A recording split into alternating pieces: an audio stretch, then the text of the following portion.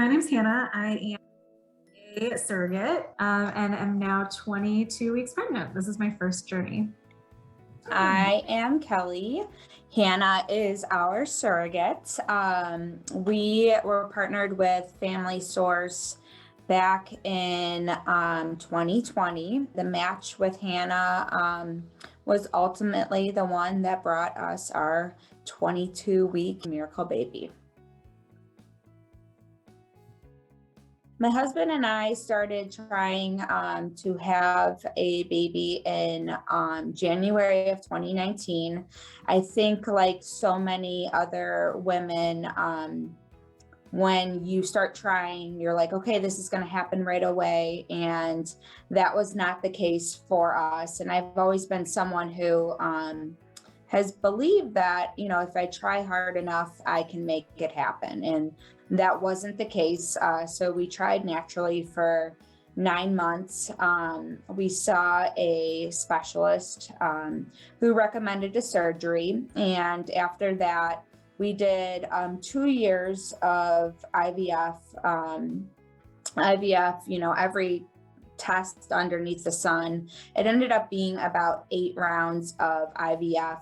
And then in the midst of the pandemic, I had a Zoom with my doctor, and he said, I'm sorry, kiddo, but I think the best way for you to bring a child into this world is going to be through surrogacy. And so surrogacy or adoption, but we were fortunate enough to be able to get healthy embryos. And so when we were deciding between surrogacy and adoption, because we had those embryos, we said, let's give this a try. I was always interested in helping a family in that way. I enjoyed being pregnant. I have 2 of my own. And it took us a while to get pregnant the first time around. So we had just started looking into IVF and other options like Clomid and things like that. And then we ended up being able to get pregnant, but it did take about 15 months for us. So I knew going through that experience, kind of how stressful it can be and how it really just took up a lot of my mental capacity every day. And so I wanted to be able to kind of give back in that way.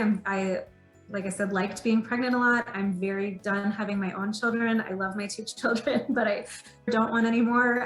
And so that was something that I was very confident in. And so this gives me the opportunity to be pregnant and not have to figure out newborn life all over again, and help somebody at the same time. So it's kind of a win-win for me as well.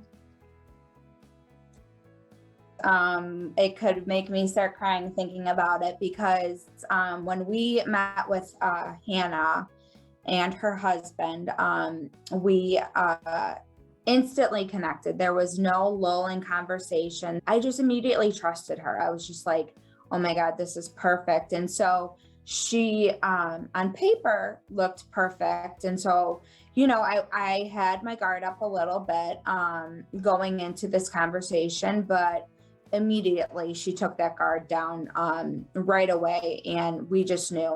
My husband and I said, before we got on the call, we said, we're not going to make any decisions on this call. We're going to, have a conversation about it after. And I kept hitting him on the leg, and he was pinching my leg back. And I wrote on a piece of paper, I said, are we good to go?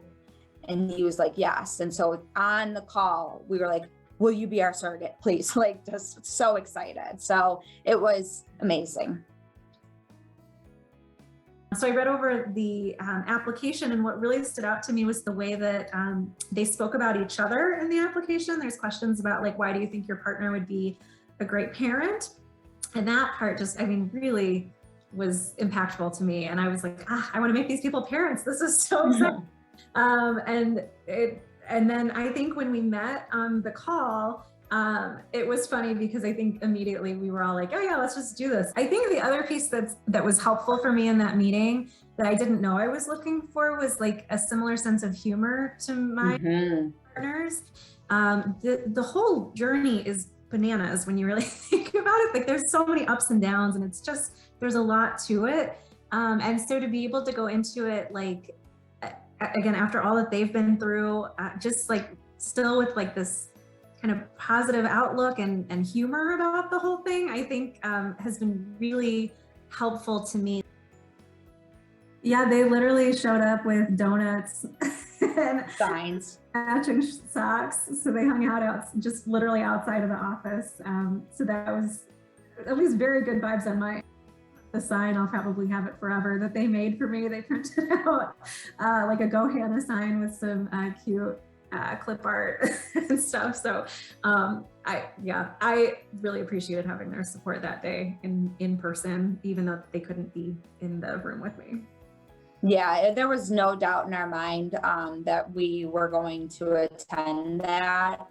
Whether we were sitting in the lobby or the parking lot, we were like, we want to be there. And so, we created signs with Microsoft Word, like emojis, not creative at all, but they made her laugh, and that's all that matters. We brought donuts for the staff, donuts for her and her family. We had developed such a great relationship with our fertility doctor that we felt like we were a part of their family, and we still do. And so it was important for us to show support not only to Hannah, but to our doctor as well. We were terrified.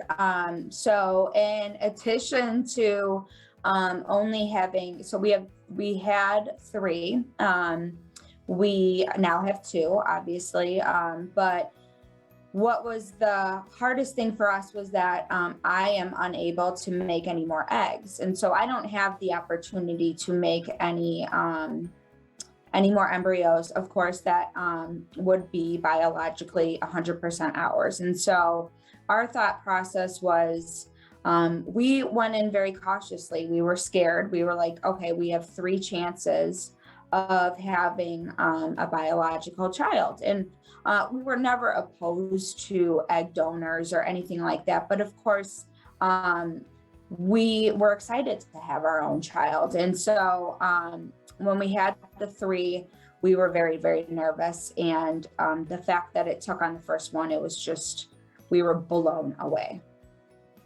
I definitely kept waiting for the other shoe to drop. Like I said, I think at the beginning, there's so many appointments and check-ins that part of that's reassuring to get to go see every week that things are growing and everything's on track. But part of it is, it feels like every single week you have another you've got to overcome, and you've got another thing that you've got to make sure that everything's good for this one. So I know it would have been really hard for me to not feel like it was partly something else I could have done. I think just trusting the process was really helpful, and yeah, it worked on the first one. So we're all really grateful. So the announcement, we waited, we had miscarried in the past. And so we wanted to make sure that we, when we had announced, and on top of miscarrying, obviously we went through so many canceled, failed cycles that for a while we felt like we were just always giving people bad news. And so for us, we actually kept our entire surrogacy journey, with the exception of our family, private, so an immediate family. So we didn't introduce the world to Hannah until it was, I think, 13 weeks. We wanted to wait until we were all in the clear, because like I said, we had just gotten used to getting bad news, and it felt like we were always giving bad news too. And so when we were finally able to announce, it was the best day of our lives, easily. I feel like they think of, when they think of surrogacy, they think of like Kim Kardashian only, and like the Kardashians doing it. And so even now, being able to say, you know, we're pregnant, the first thing people do is they look at my belly, and I'm like, or if I'll have like a glass of wine, they'll be like, you're pregnant. And so it's been a little bit difficult to explain initially, But once I do explain it, people are so excited and just think it is like the biggest gift and miracle, which it is. And I think they also see that from my husband, Pat, and I's reaction too, because we're just so excited and so proud of the surrogate that we do have. I think it depends on the person and the relationship that I have with them. I know when I first brought it up to my husband, he was like, you like, what are you want to what? Like, and why? But he was very quickly on board. He was like, it's your body. Okay. I'm supportive, whatever you want to do. Overall, when people hear about it, it's just been overwhelmingly supportive and curious, I think too. I've gotten some good questions, but I'm really happy to be able to share more about my experience and to kind of open people's minds in a different way to this sort of thing. I agree. I think for me, for people wanting to be on the surrogate end of things, asking questions, like Kelly said, is really important. I do appreciate the Facebook groups that I'm in. Sometimes they raise questions that I'm like, oh, I didn't even know that was something that I should be wondering about. Like, that's a good question. And also just knowing what you want going into it and advocating for yourself, I think, is really important with this too. Some people don't want a relationship in the same way that Kelly and I have a relationship, and that's totally okay. It works for me. I think it works for Kelly and her family, but I know some people just prefer, it's more of like a businessy type of transaction and situation, and there's no shame in that game. Like, that's absolutely fine too, but just know what it is that you're looking for. And that's why the matching process is so important. There's a lot of people out there looking for surrogates. There are a lot of people out there trying to become surrogates. So if the match is like sitting wrong in your gut and just isn't feeling right, listen to that and be sure to ask questions and advocate for yourself. I would say don't rule it out.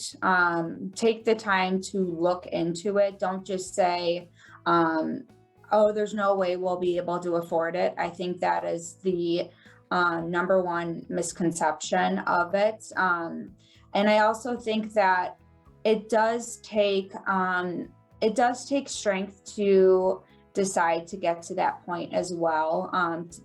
It takes, I believe, a strong person. While Hannah is my miracle, it does take a strong person to, have someone else carry your child. And so I think that the advice I would give is just to ask around. Don't feel like you're doing this alone. There are people and resources who can talk to you and can give you, the real feedback of it all, and hopefully be able to inspire you to take this journey.